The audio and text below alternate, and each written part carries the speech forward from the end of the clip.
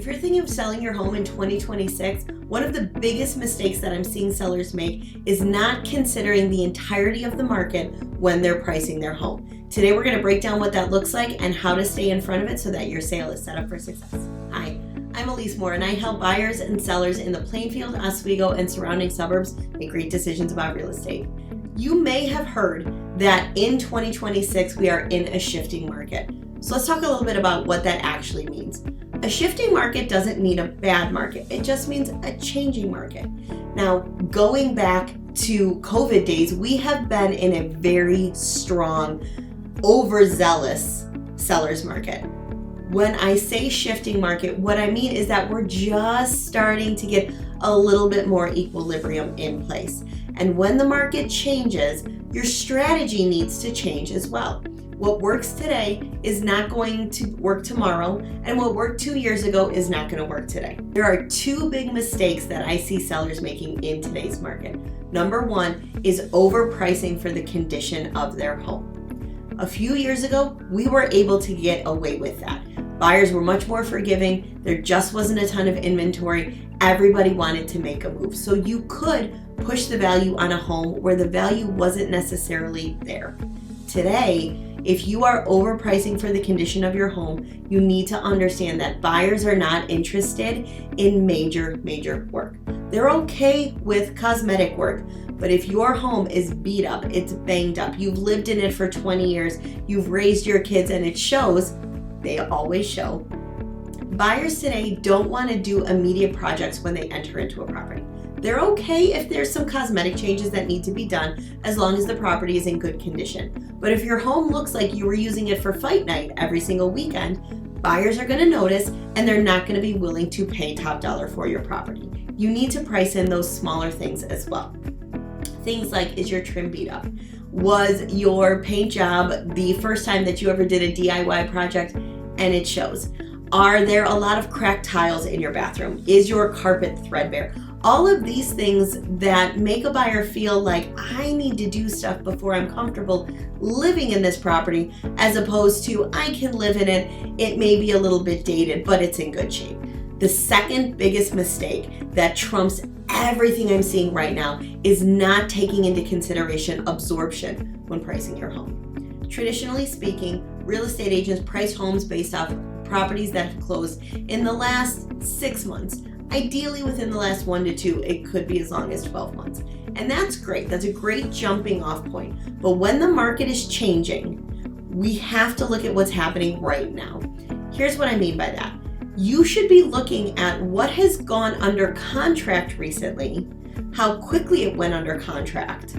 What that's going to tell you is how well did the market respond to the combination of pricing and online exposure. So did the photos, the marketing, and the price all make sense? If that happens, people come see it. If it then goes under contract quickly, what they saw in person matched what they saw online. That's your biggest indicator in what is happening right now. It's not what happened last month. It's not what happened last year. It's certainly not what you hope is going to happen. It's what is going under contract right now in the same type of property where your buyers will be looking. The last big mistake that I'm seeing is not taking into consideration how buyers in the suburbs actually shop for properties. When we are talking about the southwestern suburbs of Chicagoland, most buyers are looking at clusters of communities, not neighborhood to neighborhood. So what we do when we price your home is we start with your neighborhood and then we zoom out and we say, what else is the buyer going to see on the same day that they see your property? If you're selling a home in Plainfield, they might be looking at homes in Oswego as well. If you're selling a home in Romeoville, they might be looking at homes in Bolingbrook as well. We need to take all of that into consideration and make sure that we are positioning your property so it makes the most sense. Not to say that we have to mirror and match those prices, but we need to understand that there is a reason why somebody is going to pick your home over that home, and make sure that the entire picture, the amenities, the details, the location, the schools, the finishes, all make sense given the price when you compare it to what they would get in another area at the same price. The other thing that I see by way of how buyers actually search for properties is not having strategic pricing. Here's what I mean by that. You'll see a lot of times properties that are listed for $399,000. And the thought process behind that is twofold. Number one, it feels better. $399,000 feels better than $400,000. Number two goes back to how properties used to be listed. Way back when, properties used to be listed in a book and they were done by price. And so your $399,000 home showed up before a $400,000 home. In 2026, everybody shops online. And the biggest caveat that you are going to have in this style of pricing is that you are going to miss a huge segment of buyers.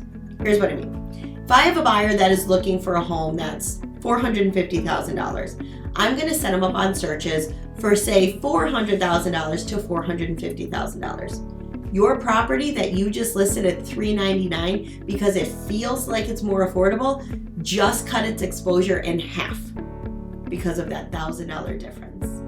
And when you don't understand these nuances and you don't understand who the buyers are today and how they're looking at properties, you are cutting yourself off at the knees before you even make it to market. We are positioning your home on the market. We are looking to create demand for the property, not just list it. Demand is made by marketing, by strategic pricing, and by placing your property in front of people at a price point that makes the most sense given the combination of pricing, amenity, and location that your property offers in comparison to everything else that's currently on the market. When we are able to hit the nail on the head with demand, we see more showings, which leads to more offers, which leads to you as the seller being in the driver's seat and having the greatest profitability and control in the sale of your home. My best advice for sellers trying to sell in today's shifting market: one, understand the current market data. Make sure that you and the team that you hire are looking at absorption on a consistent basis and pivoting, because what you decided on price and strategy on day one may not work on day 45 when you finally make it to market. Number two, have a smart pricing strategy. Understand all of the nuances. Understand who your buyer is. Understand what your competition is, and make sure that your price works and gets in front of those people. And number three, make sure that your marketing is strong. Your photos need to be professional, high quality, and shot at angles that maximize the appeal of your property. The marketing copy needs to evict an emotion. Buying a home is a very emotional process for buyers. You need to lean on those heartstrings and that emotion, and make sure that your online exposure maximizes who's seeing it. When those things all come together, magic happens. Homes are still selling quickly for top dollar and for fantastic terms. If you're thinking of selling your home in 2026 and want to sit down and have a conversation about what that strategy looks like for your goals and your particular home, click the link in the information below. We are here to help.